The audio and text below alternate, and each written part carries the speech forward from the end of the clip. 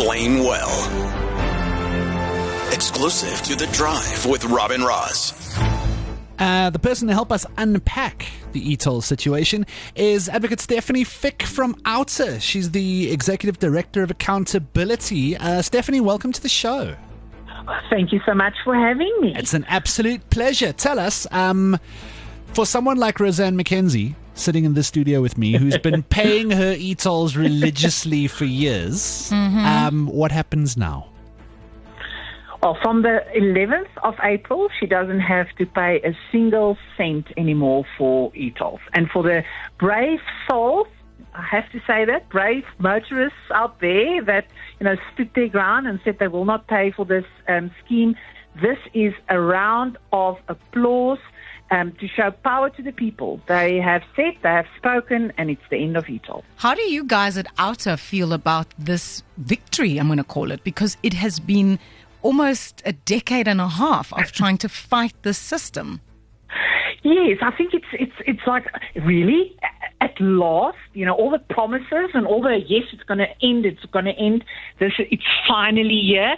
But you know what, I have to add this. As an organization, obviously, it's an awesome day, a good present just before a long weekend, but also, again, this goes to all the brave motorists that stood up and said, we will not let this corrupt scheme get the better of us. And without them, we wouldn't have been able to do it. So tell me, what happens now to things like the gantries? Are they going to stay on the highways? I mean, I can't imagine we're going to spend much time taking everything down, but are they just chilling there?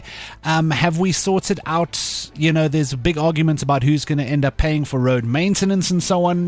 What are some of the practical after effects of all of this?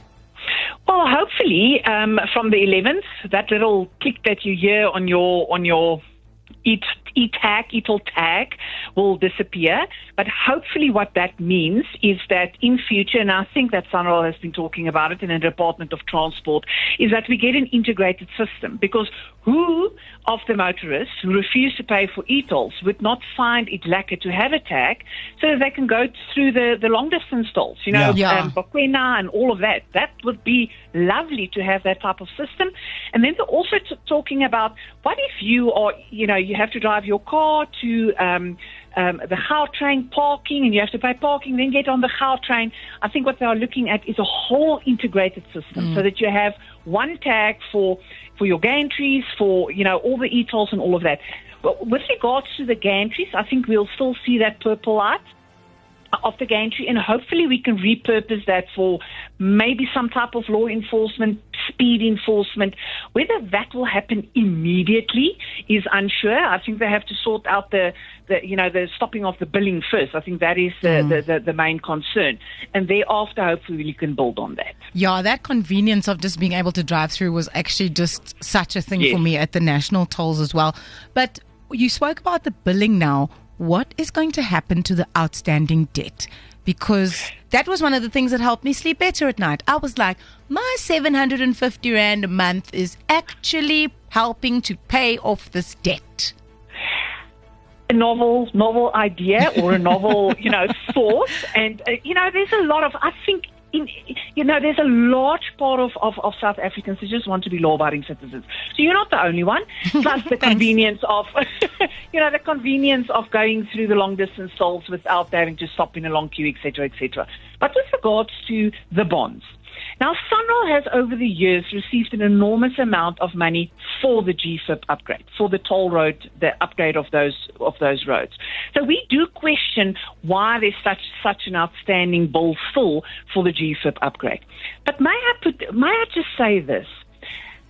GFIP e-tolls are but, let's make it 200 kilometers of over 22,000 kilometers of SANRAL's road surface.